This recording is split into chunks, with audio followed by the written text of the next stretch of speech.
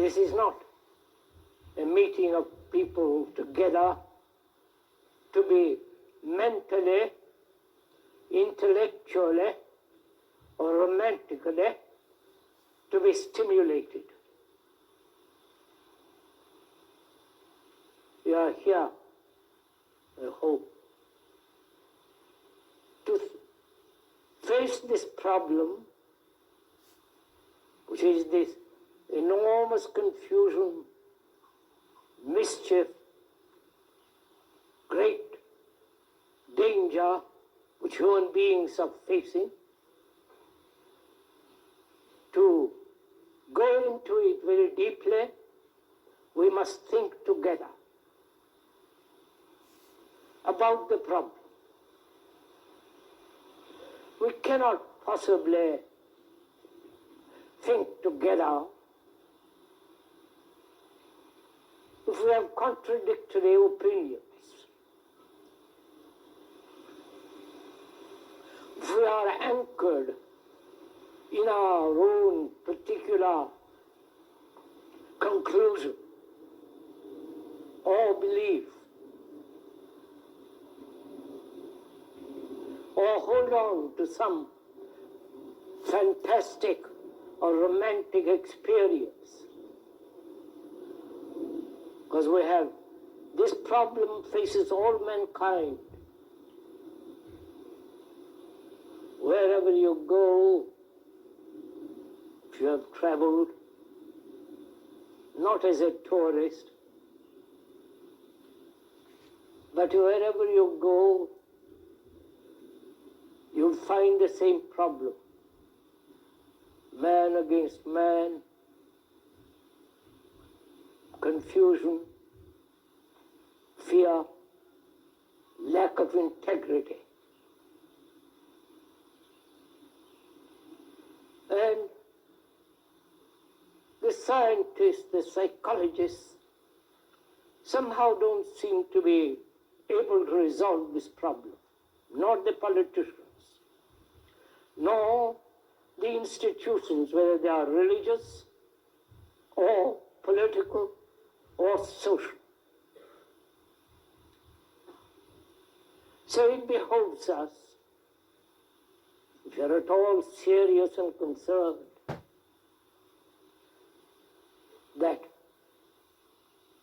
we human beings who have created this society, and we are responsible for all the things that are happening in the world, the appalling cruelty to animals, to human beings, the religious tortures in the past, and so on. We have created them. And to understand that, not merely intellectually, but to really face it. I hope we can think together about the problem. That is, if one has a particular point of view and another holds his opinion, then it's impossible to think together. If you are prejudiced and the speaker has a particular point of view, then we cannot possibly think together. Thinking together does not mean agreeing, but rather together, human beings, as two human beings, not Americans and Hindus and all that business, but two human beings who are confronted with this problem. The problem that human beings have created this society which is so terrifying, And as human beings, we have to radically change ourselves. And is that possible?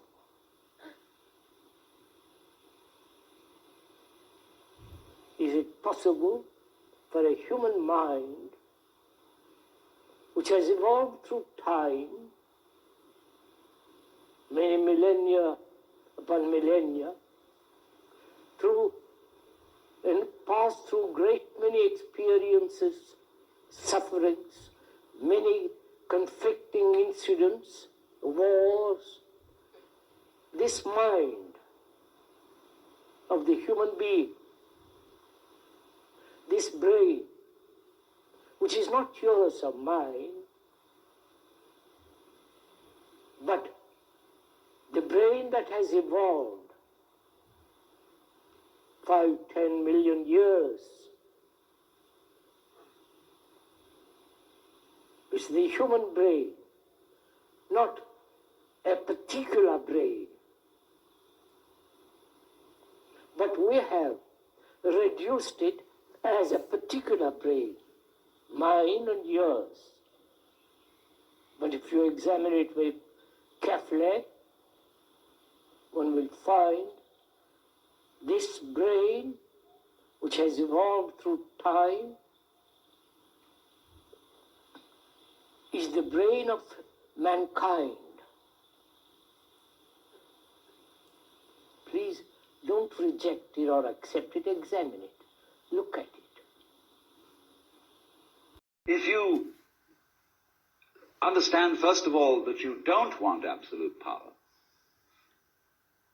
you don't want absolute control. You want, yes, some control.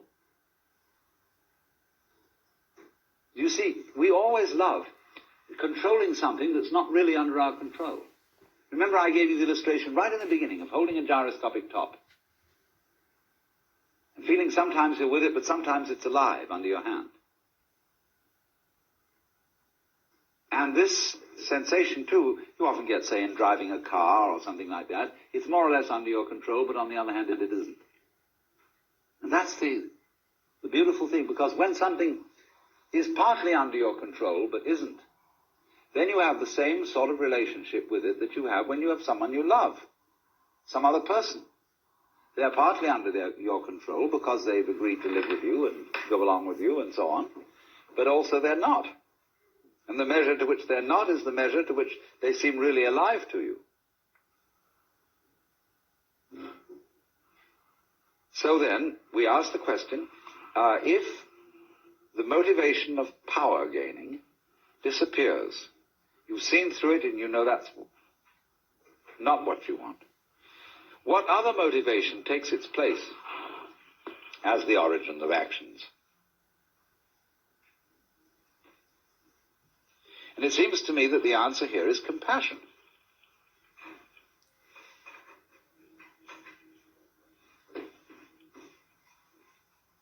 Simply because when you want to relate to another living being, what you really are asking of them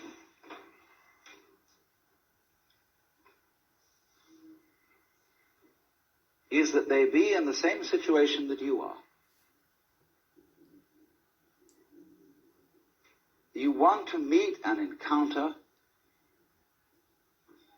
someone else who has your problems, your fears, and your delights. You don't want a doll. You want another you, another self.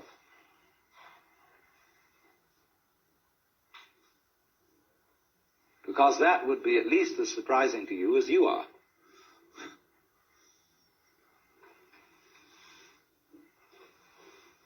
And so then at once, that when you see that that is the case, and that the most interesting thing in the world is the relationship with these others, And you can see at once yourself in the situation of all the other people. And then you think, no, I don't want to control these people. I would like them, yes, to be controlled in the sense that they were happy to do the things I would like them to do.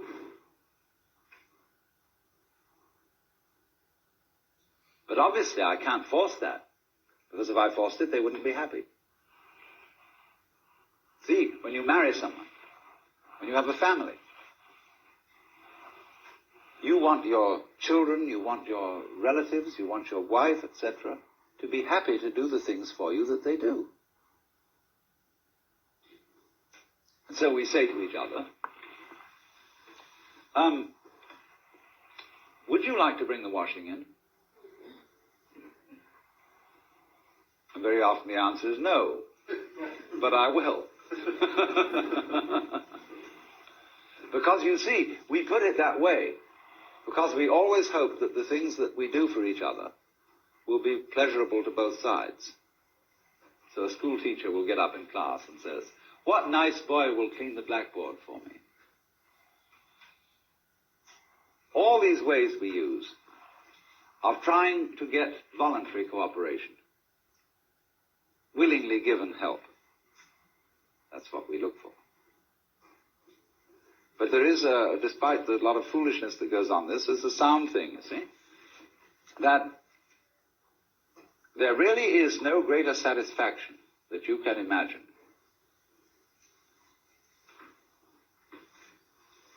than that kind of personal relationship wherein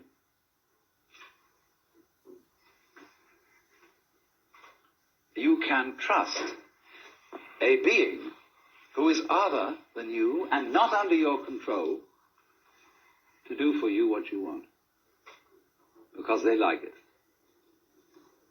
As you, on your side, would want to do something for them in that way, and so as to give pleasure to the other person. Let's take in sexuality, where you get a kind of a critical example of this. The biggest fun in sexual relationships is giving orgasm to women. And if that doesn't happen, many men feel disappointed. Because the thing that they really wanted to do was to give pleasure and get their own pleasure out of giving it.